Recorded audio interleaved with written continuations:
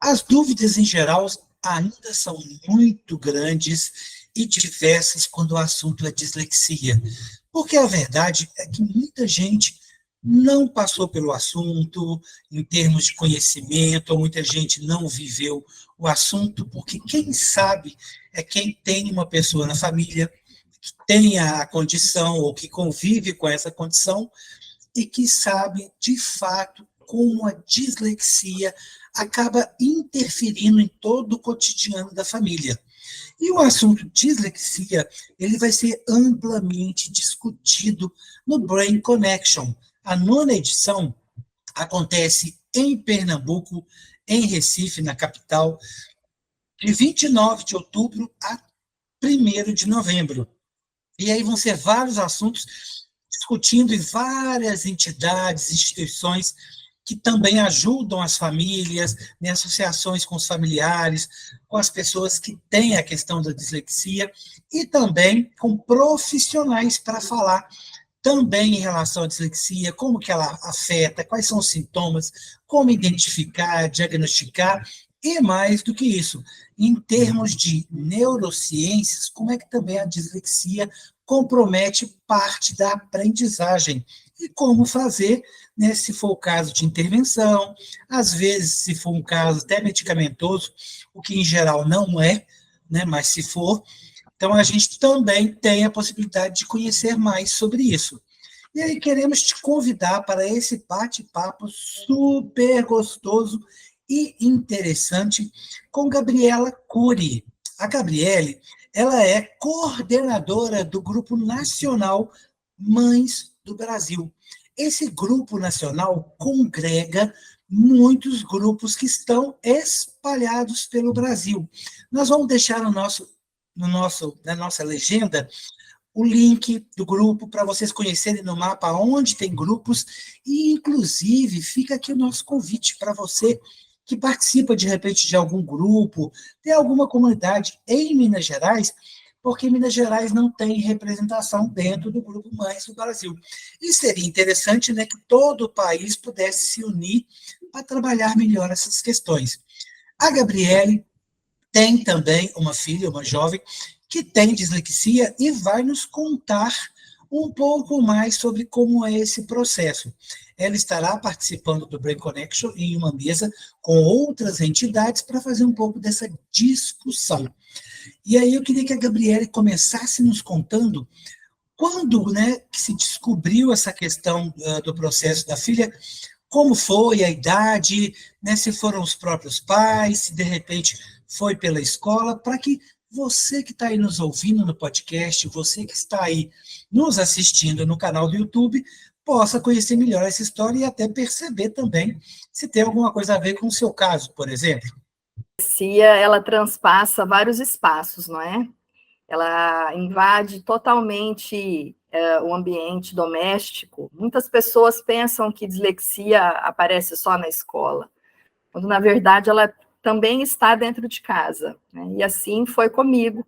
A minha filha, por volta de quase 10 anos, ainda não conseguia ler nem escrever. Ela não conseguia acompanhar os colegas na sala de aula, tinha muitas dificuldades para fazer os deveres da escola, e minha única filha, né, minha primeira filha, eu não sabia direito o que estava acontecendo. E foi aí, então, que começou a minha busca, né, para poder entender o que estava acontecendo, porque é uma menina inteligente, alegre, criativa, uma criança comum, né, como tantas outras, e chegava no momento da escola, falhava na leitura e na escrita. E ninguém conseguia entender o porquê. Isso tem mais de 10 anos, né?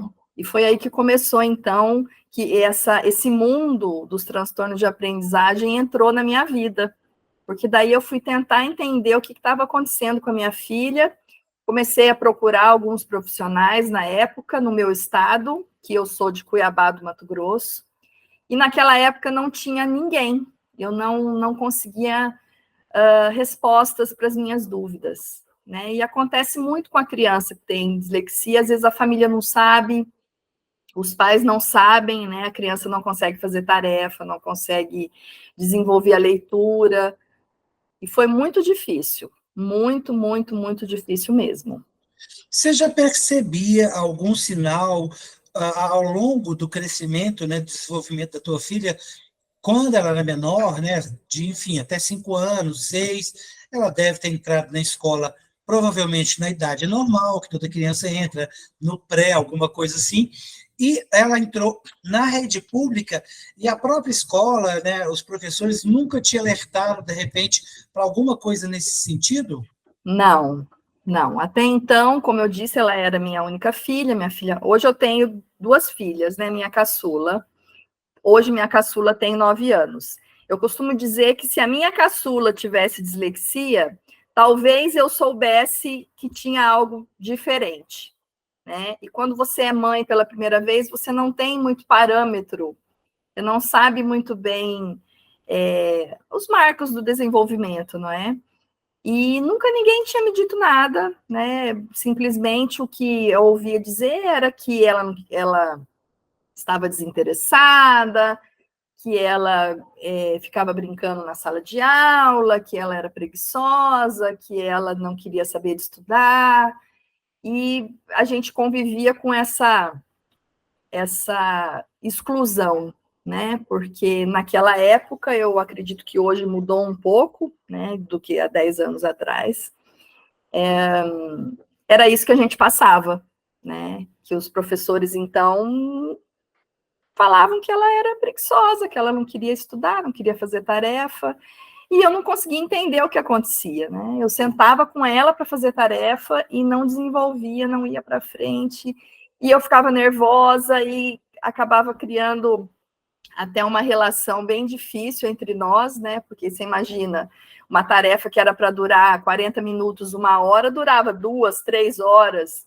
Muitas vezes eu que tinha que terminar a tarefa com ela, e enfim, foi muito difícil. Então, é um ambiente muito solitário, né? Muito solitário. A mãe que tem uma criança com alguma condição neurodiversa tem uma vida muito solitária, uma vida escolar, né? E quando realmente aconteceu o diagnóstico, Gabriele, como é que foi? Foi via médico, via algum especialista? Como que se descobriu, foi feitos testes? E depois, como é que isso foi transportado para o processo escolar? Então, eu tinha para mim, a dificuldade dela era na escola, e eu queria entender o que estava acontecendo. Uma amiga minha, que é psicóloga, comentou que foi num congresso e viu um trabalho da ABD, que é a Associação Brasileira de Dislexia. Eu nunca tinha ouvido a palavra dislexia na minha vida, nem sabia o que era. E daí, conversando com ela, ela me disse, olha, será que a sua filha não tem alguma questão de aprendizagem, alguma coisa? Eu acho que você devia investigar. Aí, o que eu fiz? O que mãe faz, né? A mãe vai atrás, vai em busca. Então, eu fui pesquisar sobre dislexia, fui pesquisar sobre a ABD, fui fazer as pesquisas na internet, e foi aí que eu cheguei na ABD em São Paulo. Eu saí do meu estado, fui para a ABD com a minha filha, e daí fizemos a avaliação lá, né? A gente fez todos os exames que são necessários para fazer a investigação diagnóstica, né? Tem uma série de exames que tem que ser feitos. Então, eu fiz e fui com a minha filha para São Paulo, onde então a gente chegou no diagnóstico dela aos 10 anos, que ela tinha dislexia, e ninguém sabia. Eu não sabia, a escola não sabia, os professores não sabiam. E como que isso mudou a vida dela? Primeiro, o relacionamento de vocês duas, né? Porque aí ela já estava devidamente laudada, né? Você já sabia o que tinha e por que aquilo acontecia, e como que isso foi para a escola em termos de adaptação. Aconteceu alguma coisa? Não aconteceu? Ela ficou na mesma escola? Aí foi que o nosso caminho começou. Foi a partir daí que tudo começou. Porque eu não sabia o que era dislexia, eu não tinha a menor noção de que a dislexia também interferia no comportamento social, que a dislexia também pode interferir nas relações humanas para além da escola. Eu não sabia disso, né? E, assim, eu fiquei, acho que uns 3 meses em silêncio, sabe? Acho que eu fiquei um pouco enlutada, porque eu não sabia direito o que fazer. Aqui na minha cidade eu não tinha apoio, não conhecia ninguém, não tinha nenhum profissional. Levei o diagnóstico do relatório do diagnóstico para a escola não sabia o que fazer, sabiam, acho que menos do que eu. E foi então que eu decidi que eu precisava fazer alguma coisa. Aí o que eu fiz? Comecei a estudar na internet, comecei a procurar informações, aí eu descobri alguns sites, e numa dessas pesquisas eu descobri o site do Instituto ABCD, que tinha uma cartilha para formação de grupo de pais.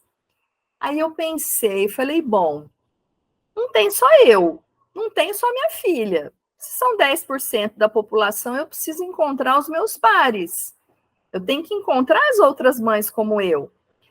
E foi aí que eu comecei, então, a idealizar um grupo, né? Eu segui aquela cartilha que tinha as orientações e falei, eu preciso encontrar os meus amigos, as pessoas que estão passando pelas mesmas situações, as crianças que estão vivendo a mesma coisa, para me fortalecer, para me fazer grande, para me fazer parte de algum grupo.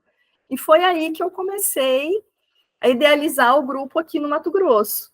E, ao mesmo tempo, eu entrei em contato com uma psicopedagoga aqui, a minha filha começou, então, a intervenção com a psicopedagoga, com a fonoaudióloga, eu mudei ela de escola, né, tive que mudar, porque a escola não tinha condições naquele momento de desenvolver nenhum trabalho a mais, e eles foram muito honestos comigo.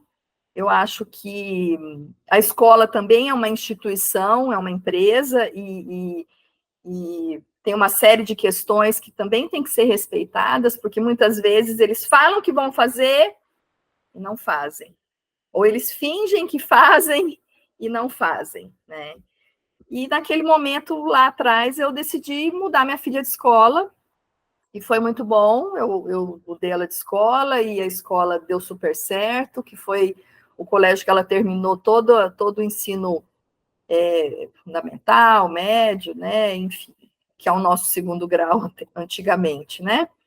E hoje ela está na faculdade, minha filha está fazendo faculdade, continua enfrentando os desafios que a dislexia traz na vida adulta, né? Porque criança disléxica, adolescente disléxico, adulto disléxico, né?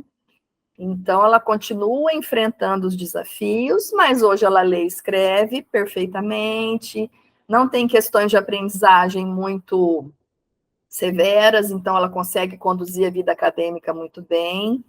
E fica essa outra questão, né, da questão atencional, né, questões que precisam dar continuidade, né, a essa vida neurodiversa, né. Mas o conhecimento do problema, né, dessa condição, ajuda a pessoa, mostra para ela os caminhos, né? Ela vai conhecendo aonde estão as dificuldades dela, o que ela precisa resolver, se ela esquece, vai usar post-it, vai usar agenda, vai usar... Enfim, ela vai se adaptando a cada uma das questões que estão, né, intrínsecas ao problema dela. E você, claro, com a partir do seu problema e da sua dificuldade, fez uma coisa muito interessante, né, que a gente precisa parabenizar você por isso, que foi a iniciativa de criar o grupo, que depois virou toda, né, toda essa estrutura grande que vocês têm, para trazer outros, como você disse, pares, mas pessoas que sofriam ou não por causa de uma situação que muitas vezes a grande maioria da população desconhece. Né? O que a entidade, o que a instituição consegue fazer, como que ela ajuda essas pessoas? Isso é muito importante, e que as pessoas tenham noção do tamanho que elas têm, né? Quando você se une a um grupo que tem um trabalho sério, responsável, né, que respeita os espaços, respeita os profissionais, respeita a escola, respeita as pessoas. Você vai agregando, né, parceiros, porque a dislexia é um problema de todo mundo, é da família, é da escola, é do poder público, vai ser das empresas, porque vamos ter adultos disléxicos que vão entrar no mercado de trabalho, vão ser adultos que vão ter filhos com dislexia, muito provavelmente. Então, é um assunto de todo mundo. Então, a gente não sabe o que tem que fazer. Então, vamos todo mundo sentar, vamos pensar juntos e vamos resolver juntos.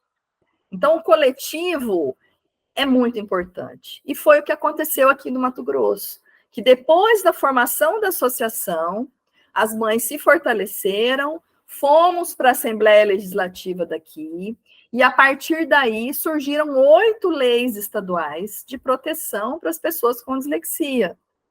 Nós temos um trabalho dentro, então, da política pública muito importante, que foi também uma das questões que fortaleceram para a gente ter a nossa lei federal, né, que nós temos no Brasil. Então, a participação da família é fundamental.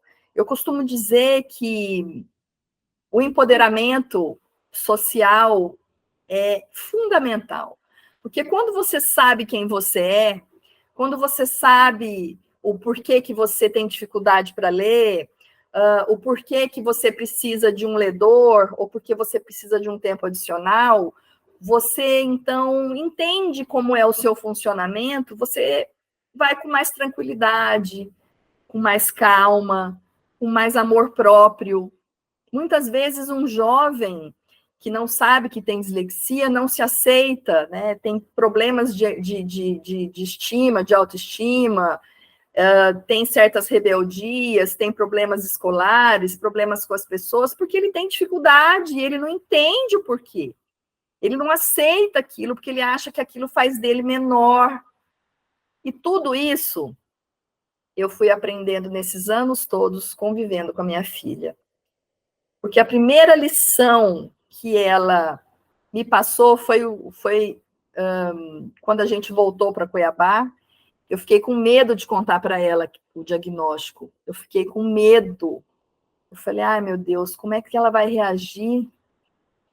Aí eu peguei, abri o computador, coloquei uns vídeos do YouTube que tinha de pessoas, crianças falando de dislexia, mas não falei nada para ela. Coloquei ela para assistir uns vídeos e tal.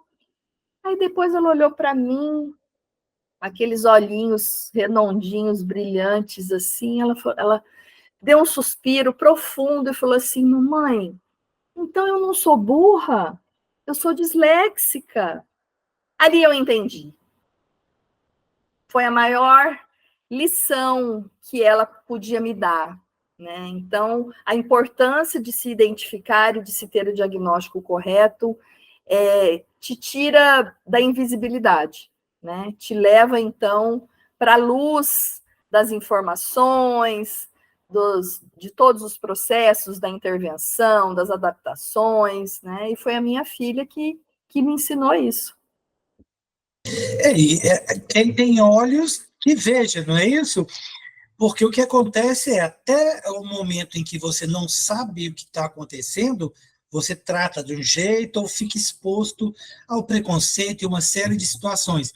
A partir do momento que eu sei que a minha dor é por causa de uma gripe, que a minha febre é por causa da doença X, e aí ela sabia que a dificuldade escolar que ela tinha de aprendizagem não era burrice, não era preguiça, né, os rótulos que, né, são dados para esse tipo de situação.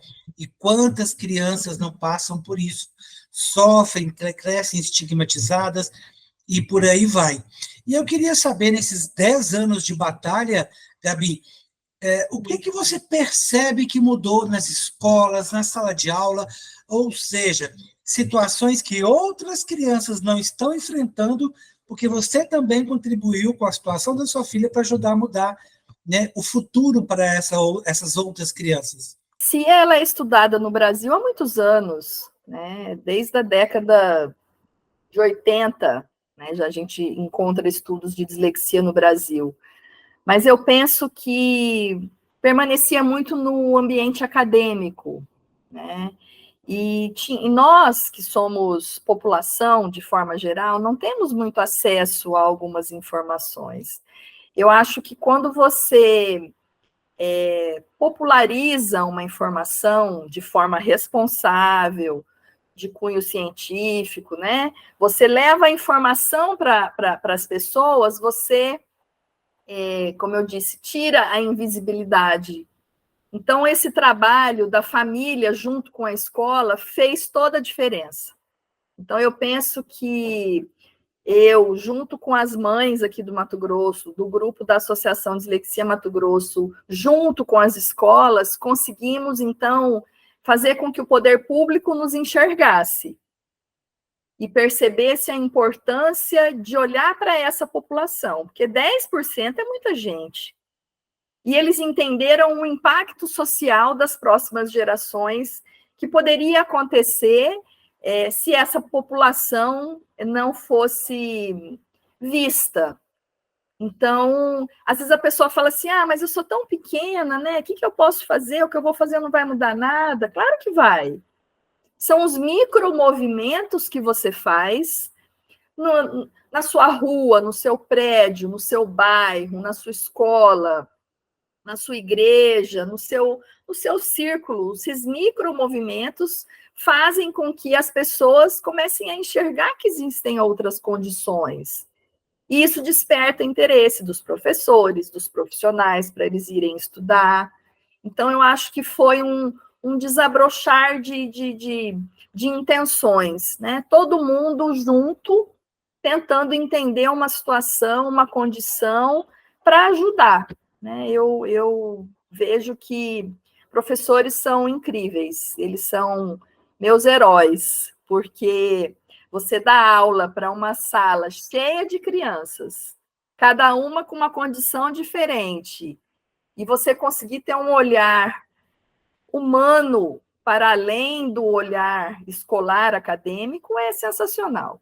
Eu conheci pessoas incríveis nessa caminhada, professores Pessoas incríveis como você, né? A gente precisa reforçar isso, porque você também, né? Você poderia ter sentado, se acomodado, ficado quieta, ficado na sua, mas não, você começou mesmo sendo né? É um palitinho de fósforo aceso que se juntou a dois, que se juntou a três e que fez uma grande luz, uma grande chama, né?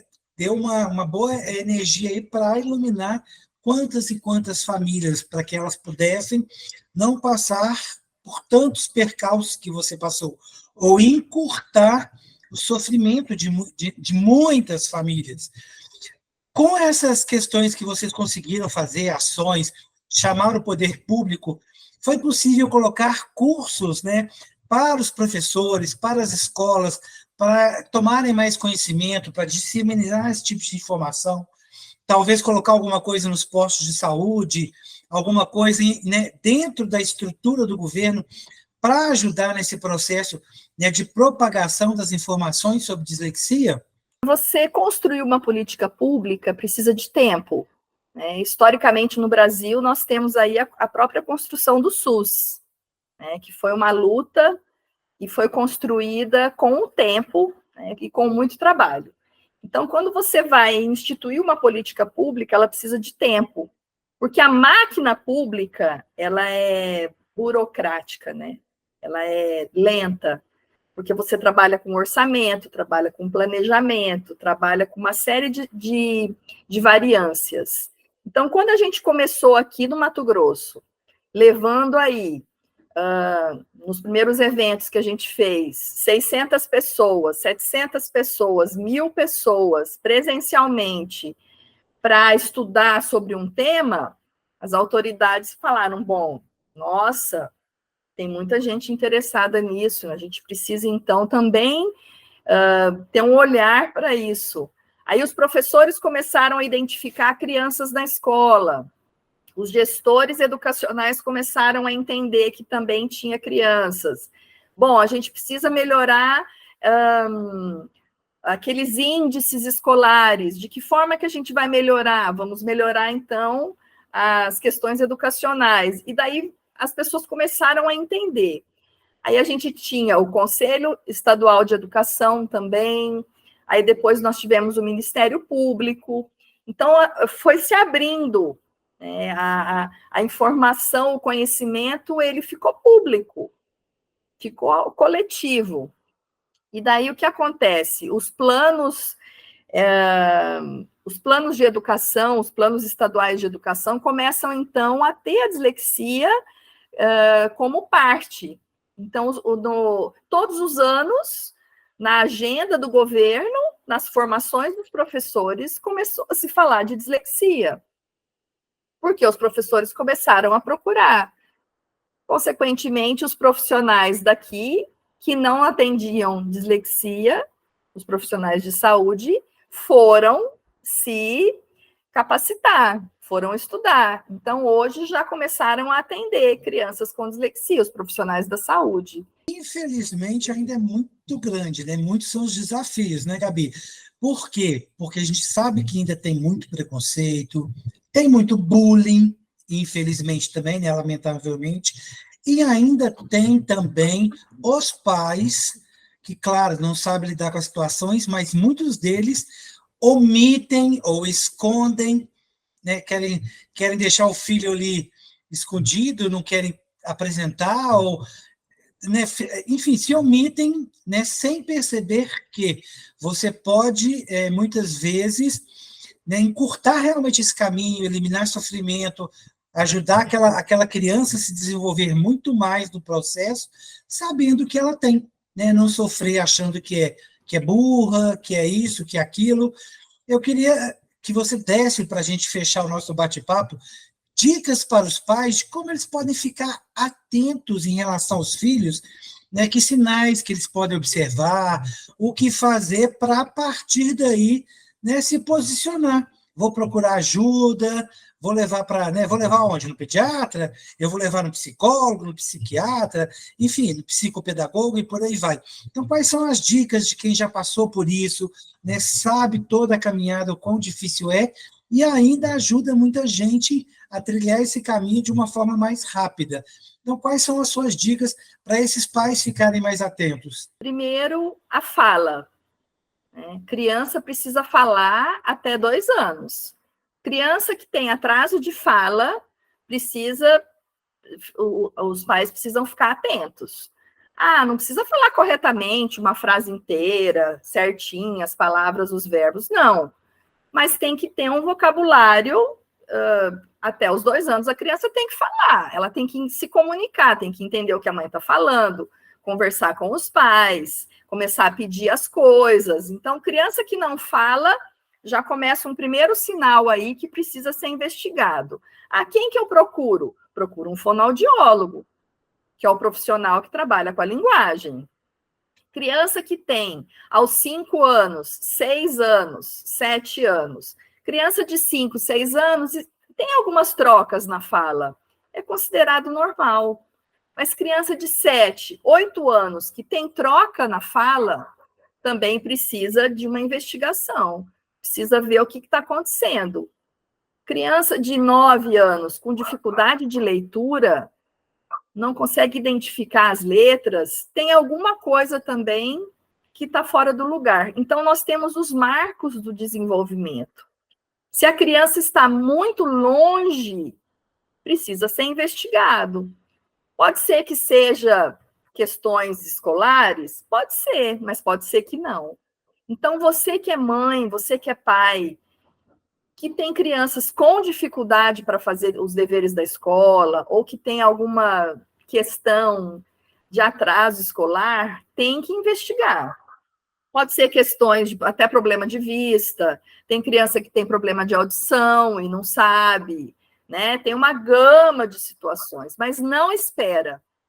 Tem que ir bem rápido, porque depois vai piorando e vai ficando mais difícil. A verdade é que o processo é como a saúde em geral, ou seja, né, prevenção não faz mal para ninguém. Né, ser prudente, identificou algum sinal, principalmente pai e mãe, que está junto da criança, né, diariamente, está identificando que tem alguma coisa errada, está percebendo que no processo, com os amigos, alguma coisa está estranha, vale a pena sim procurar, enfim, um profissional de medicina que vai poder encaminhar corretamente para um outro profissional especializado, obviamente, como a Gabi falou, pode ser um fonoaudiólogo, às vezes pode ser um psicólogo, às vezes pode ser só alguma questão mesmo dentro da escola, e às vezes é uma dificuldade normal que a criança tem e não necessariamente está atrelada a algum transtorno, algum distúrbio, né? Pode ser só um problema que ela está vivendo, às vezes está com alguma dificuldade em casa, na família, às vezes aconteceu alguma coisa, perdeu alguém, então isso também pode acontecer que compromete a aprendizagem, mas isso é um período de tempo. Quando se permanece muito tempo numa situação, de fato, vale a pena procurar ter conhecimento, como a Gabi contou, as pesquisas que ela fez, como que ela teve que correr atrás, e claro, obviamente, a medicina evolui, as questões de tratamentos e cuidados com a saúde mental também evoluem, o Brain Connection está na sua 9ª edição, e ele discute muito essas questões do cérebro ligados ao mundo escolar.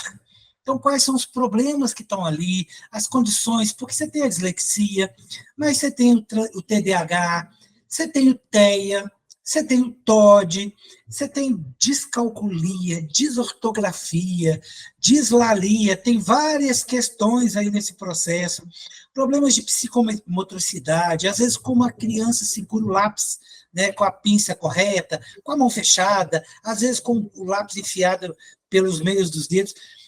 Há várias questões que estão ligadas à psicomotricidade, que estão ligadas à grafomotricidade também.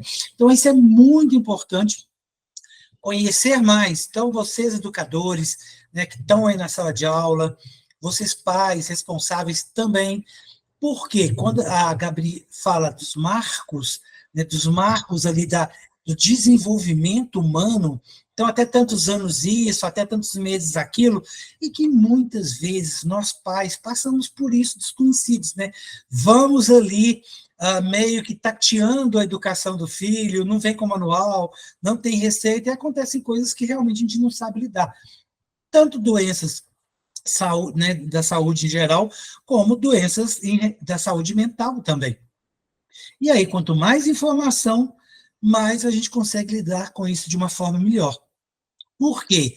Para que você não tenha que passar todas as dificuldades, né, que a Gabi nos contou, não tenha que aprender, né, Gabi, com seu próprio filho, dizer para você: olha, mãe, eu não sou burro, eu tenho dislexia, e isso é muito bom. Não a pessoa ter algum problema, não é isso, mas o fato de entender que é muito mais tranquilo de lidar com a questão do que você achar que você tinha um problema ou em função de preconceitos e outras coisas complicar a sua vida. Se a gente pode ajudar, como a Gabriela está ajudando, e fundou aí um grupo de apoio aos pais, às famílias, e que é incrível, porque você precisa descobrir que não está sozinho. Essa caminhada não precisa ter mais sofrimento além do que o necessário. Você pode dividir, as histórias podem te ajudar a crescer, você também conta a sua história, e aí todos vão caminhando juntos em busca de questões melhores, em relação ao governo, às escolas, às próprias famílias, porque o conhecimento, quando ele é dividido, ele acaba nos poupando muito mais sofrimento e nos ajudando a uma evolução melhor, principalmente em termos de aprendizagem. Olha o caso da filha da Gabi, que chegou, por exemplo, à faculdade. A dislexia, ela pode ser um obstáculo, ela não é um impedimento. Então, nada na vida da gente deve nos impedir quando a gente realmente quer alcançar algo.